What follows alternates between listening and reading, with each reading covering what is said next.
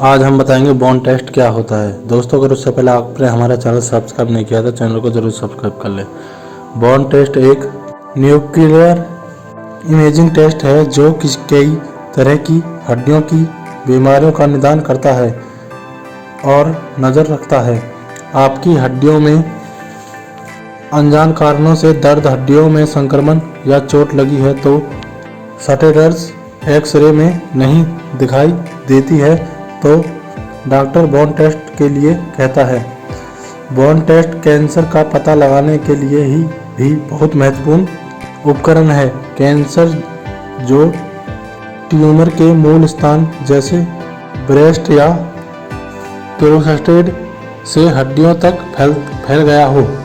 यदि आपकी हड्डियों में दर्द रहता है तो बोन टेस्ट से इस दर्द का कारण पता लगाया जा सकता है। बोन मेटाबॉलिज्म में किसी भी अंतर के लिए यह टेस्ट बहुत संवेदनशील है। पूरी हड्डियों को स्कैन करने की क्षमता के कारण यह बड़े पैमाने पर हड्डियों की बीमारियों का निदान करने में मदद करता है, जैसे कि फ्रैक्चर, गठिया हड्डियों की बीमारी, हड्डियों में कैंसर, अलग अलग हिस्से में हड्डियों में मेटास्टेसाइज होने वाले कैंसर, जोड़ों में संक्रमण, जॉइंट रिप्लेसमेंट, काफ़ी बीमारियों में मदद करता है। बोन टेस्ट में पारंपरिक एक्सरे जैसे ज़्यादा जोखिम नहीं होता। बोन टेस्ट में इस्तेमाल होने वाले रेडियोएक्टिव पदार्थ के ट्रांसफर से बहुत कम रेडिएशन एक्सपोजर होता है। ट्रांसफर से एलर्जिक रिएक्शन का खतरा भी बहुत कम होता है। हालांकि यह टेस्ट प्रेगनेंसी और ब्रेस्ट फीडिंग कराने वाली महिलाओं के लिए असुरक्षित माना जाता है।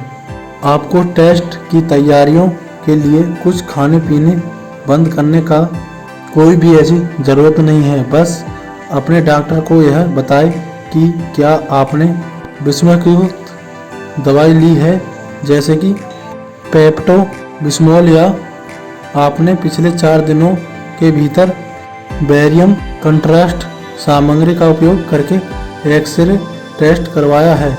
बेरियम और बिस्मथ बोन टेस्ट के रिजल्ट को प्रभावित कर सकते हैं। टेस्ट से पहले आपको भी सभी गहने और मेटल की चीज़ें खोलने को कहा जा सकता है। प्रेगनेंसी और ब्रेस्टफीड कराने वाली महिलाओं का बोन टेस्ट नहीं किया जाता क्योंकि इससे नवजात पर रेडिएशन के असर का खतरा रहता है। यदि आप प्रेगनेंसी है या ब्रेस्टफीड कराती हैं तो इस बारे में डॉक्टर को ज़रूर बताएं। आपकी नस में रेडियोएक्टिव पदार्थ का इंजेक्शन दिया जाता है। उसके बाद पदार्थ को शरीर के अंदर ही अगले 2 से 4 घंटे काम करने दिया जाता है। बोन टेस्ट के कारणों के आधार पर आपका डॉक्टर तुरंत इमेजिंग शुरू कर सकता है। पदार्थ जैसे ही पूरे शरीर में फैलता है, बोन सेल्स अपने आप उस हिस्से में पहुंचते हैं जहां मरम्मत की ज़रूरत होती है। पदार्थ में रेडियोएक्टिव ट्रांसफर सेल्स का पीछा करते हुए उस जगह पहुंचते हैं जहां हड्डी क्षतिग्रस्त है। यह उन क्षेत्रों में लिया जाता है जहां रक्त का प्रवाह ज़्यादा होता है। प्राप्त समय बीत जाने के बाद डॉक्टर एक विशेष कमरे से हड्डियों को स्कैन करता है। क्षतिग्रस्त हिस्से जहां पदार्थ बस गया है तस्वीर में काले धब्बे के रूप में दिखते हैं।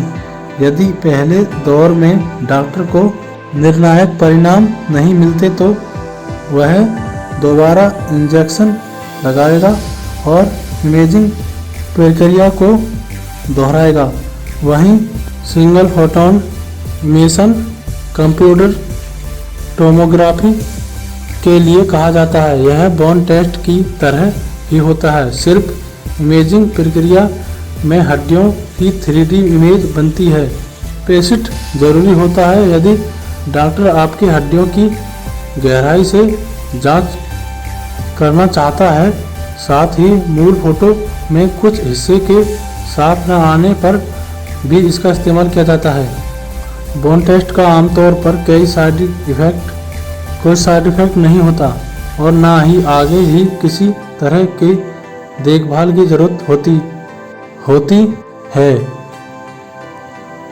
कैंसर से निकलने वाली रेडिएशन एक्टिव टेस्ट के 2 दिनों बाद पूरी तरह से खत्म हो जाती है।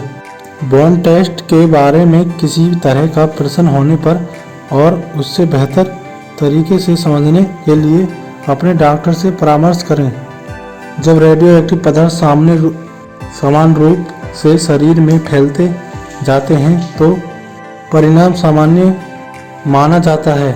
इसका मतलब है कि आपको कोई गंभीर हड्डियों की समस्या नहीं है। परिणाम तब असामान्य माना जाता है जब टेस्ट में कुछ गहरे धब्बे, हॉट स्पॉट्स, हल्के निशान, कोल्ड स्पॉट्स नज़र आते हैं। हॉट स्पॉट वह जगह है जहां रेडियोएक्टिव पदार्थ ज़्यादा मात्रा में जमा हैं, जबकि कोल्ड स्पॉट वह हिस्सा है जहां रेडियोएक्टिव पदार्थ है ही नहीं। असामान्य परिणाम का मतलब है कि आपको हड्डियों का रोग है, जैसे कैंसर या गठिया का हड्डियों में संक्रमण जैसे। हालांकि इस टेस्ट से बोन मेटाबॉलिज्म में समस्याओं का पता चलता है, लेकिन यह जरूरी नहीं है कि इसके कारणों का भी पता चले। बोन टेस्ट बताता है कि समस्या है और कहाँ है, इसलिए टेस्ट में असामान्यताएं पाए जाने पर आपको और दूसरे टेस्ट करवाने होंगे। आपका डॉक्टर इसके बारे में बताएगा और प्रक्रिया के दौरान आपकी मदद करेगा। सभी लैबों और अस्पतालों के आधार पर बोन टेस्ट की सामान्य सीमा अलग हो सकती है। परीक्षण परिणाम से जुड़े किसी भी सवाल के लिए कृपया अपने डॉक्टर से परामर्श करें। दोस्तों, अगर वीडियो अच्छी लगी तो हमारे चैनल को जरूर सब्सक्राइब करें और वीडियो को लाइक जरूर करें।